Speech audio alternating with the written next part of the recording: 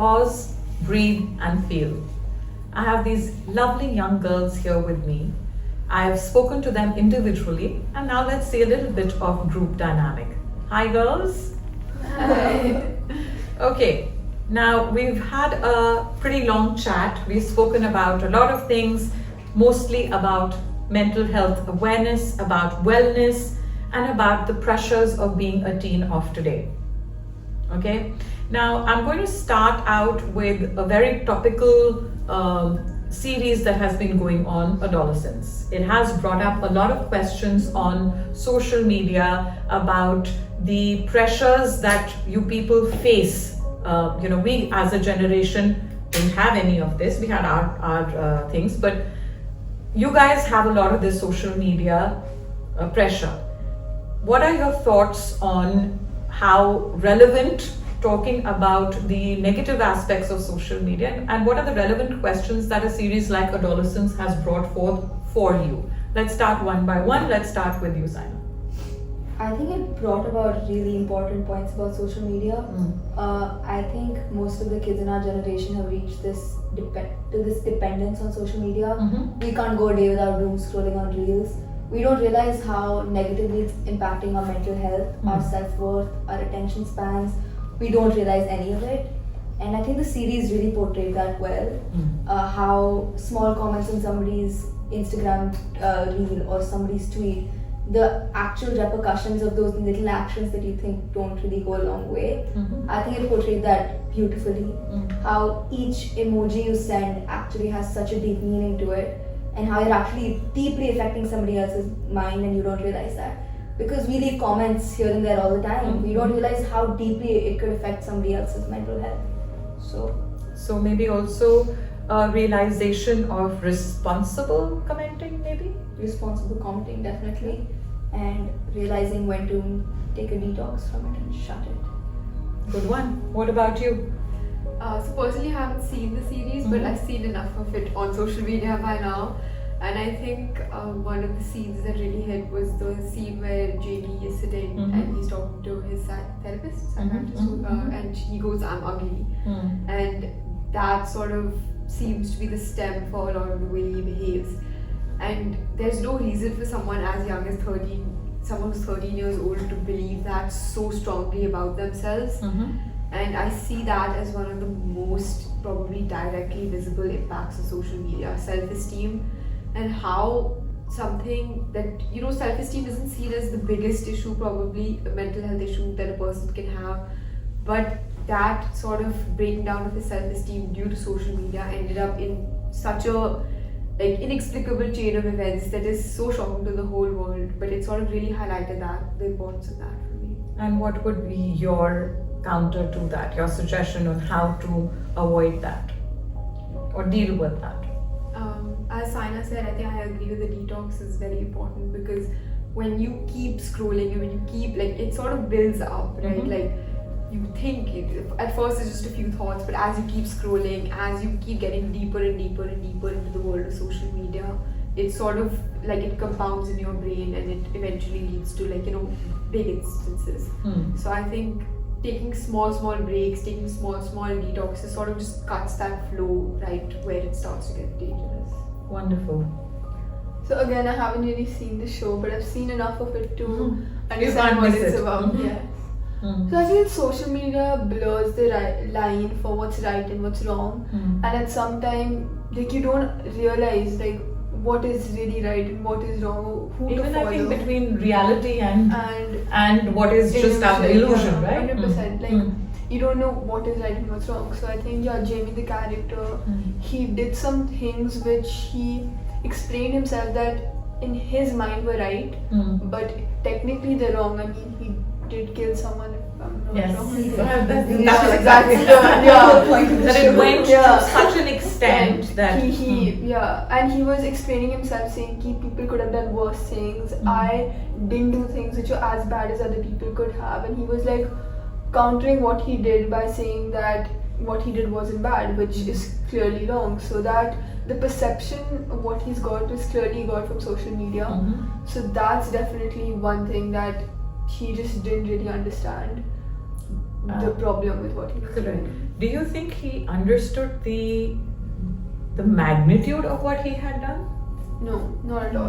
Right? Not Because at he all. kept justifying Yeah, he himself kept and justifying. validating. So maybe finding a fake sense of validation also in the negative way from from social media, right? Yeah, definitely. And as a solution, what would your solution be in a situation like So that? detox definitely is one thing, but if you can't, then you hear comments, you shouldn't let it get to your head. Mhm. Like you should not even if it's good things, bad things, just in real life, A balance maybe? a balance definitely. Even Taking it with a pinch of salt. Yeah, even if someone's giving you a compliment, ki, oh you're really pretty, oh you're really this, you shouldn't let it get to your head. Similarly, negative comments as well. You shouldn't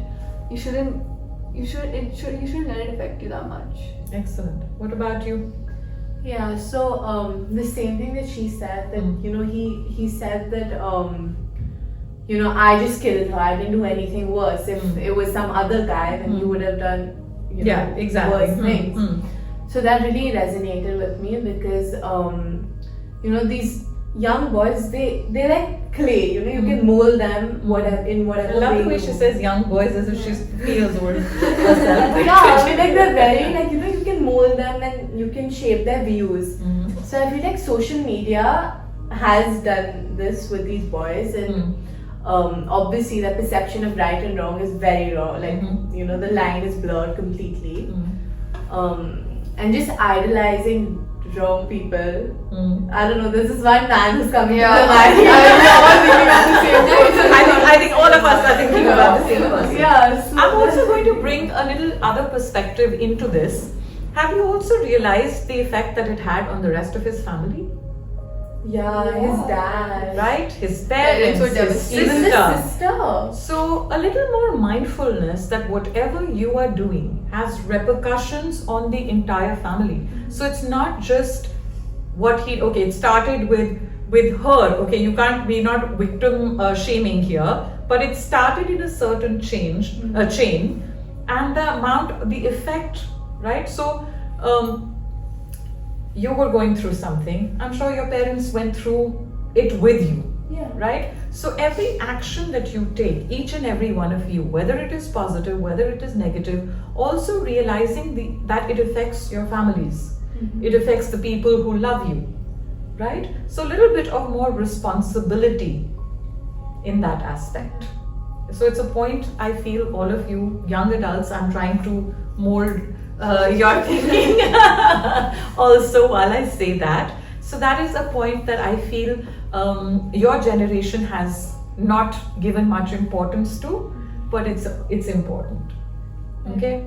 Now you all are in 11th grade, 12th grade, pressures of finding the right college, pressures of your education, your careers. How are you all handling that?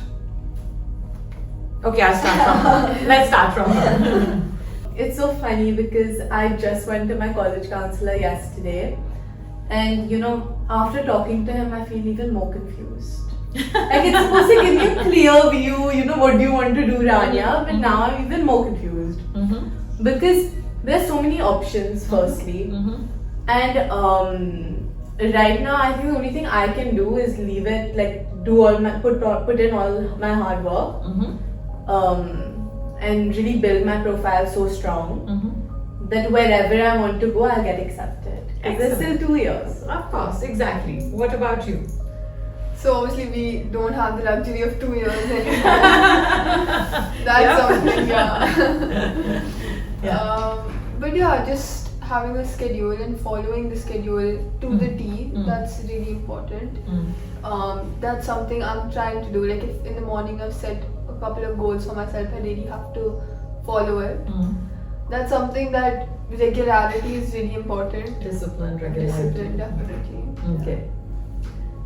I'd say I probably have a slightly different, maybe I don't know how Good. it is. Excellent. But my way of sort of thinking about these things that I started when I was giving my boards was like when I was studying for my boards, my one focus, at first I was like, oh my god, I have to get this grade or whatever.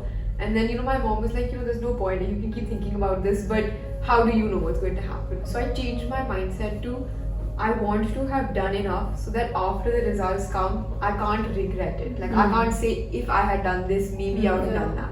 Very Whatever mature happens. thinking. Very mature thinking. I just want to know that whatever happens, I did whatever I could. Like I maximized my potential. So if what Please I stand up and take a bow.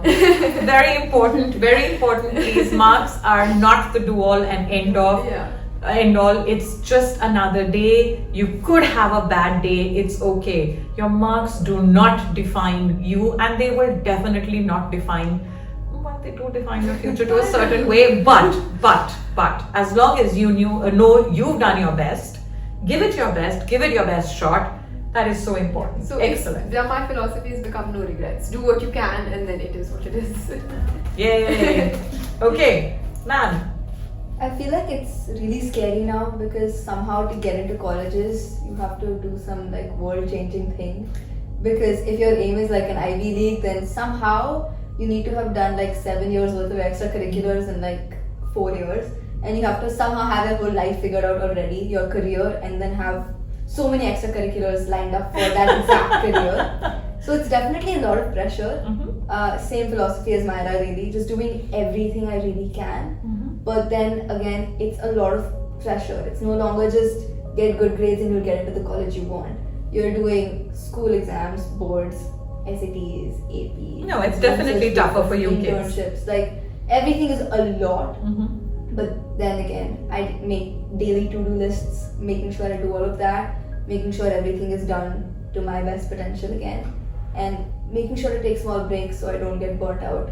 Because that is something I feel like many of us go through too. Really overfilling our plate and then getting super burnt out.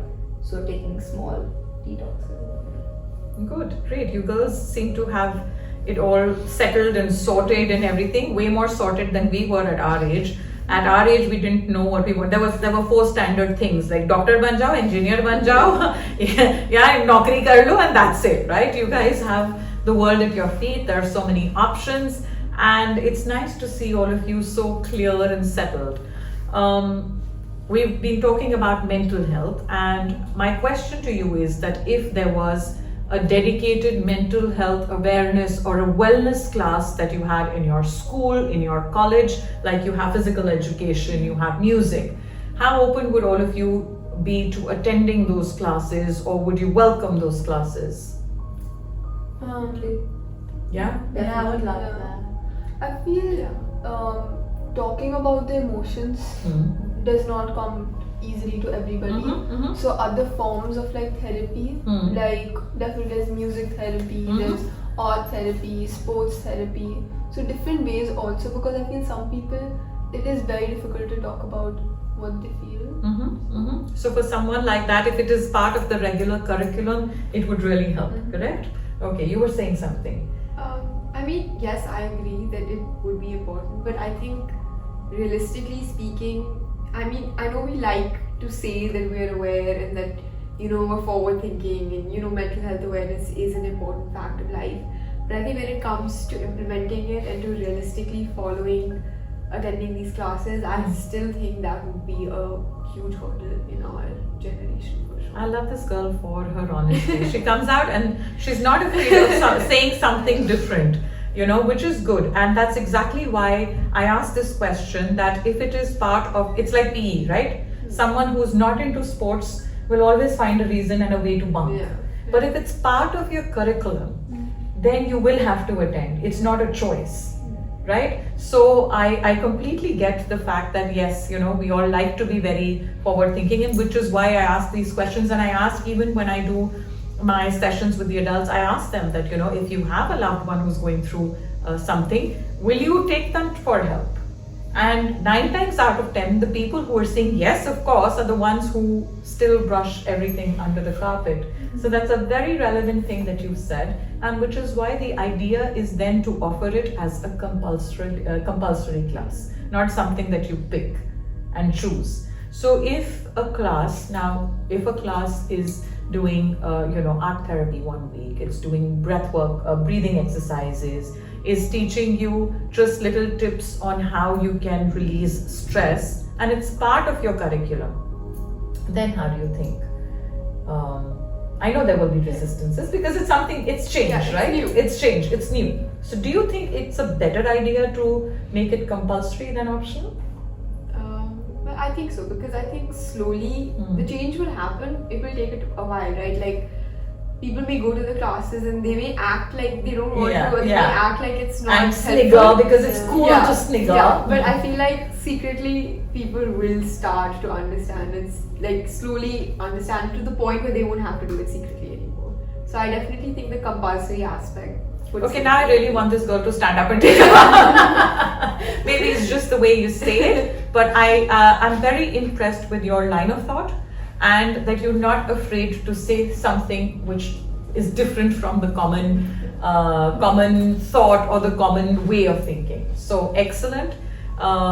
Keep that line of thought and keep it alive, because it's rare. It's rare. Each one of you has such a beautiful quality that you have brought up. Each one of you has found something different to say in pause, breathe, and feel.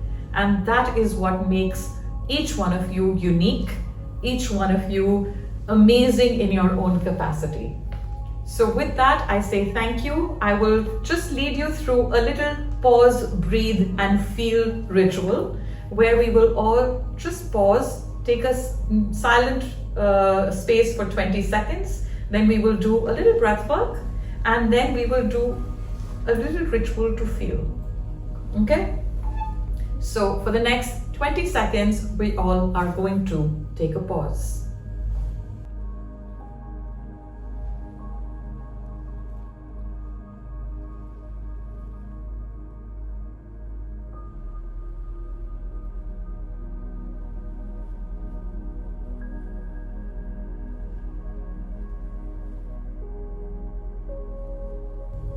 Gently close your eyes and take a deep breath in through your nose, out through your mouth. Breathing in through the nose, breathing out through the mouth. Move on your own time, breathing in through the nose, out through the mouth. In through the nose, out through the mouth. One last time. And as you breathe out, just make a sound. Open your eyes. I want you all to just stand up and maybe shake hands or give each other a hug. Feel each other physically. Why not, right? Okay, can I get a hug? Do it then. No? Okay. Yeah. I like that. She's not much of a hugger. Yeah, that's okay. Okay. To end this, thank you all for being part of this today, for being so honest with your feelings, for not brushing anything under the carpet, for actually breathing through it, through living it breath by breath, moment by moment. Thank you, girls. And together, let's pause, breathe, and feel.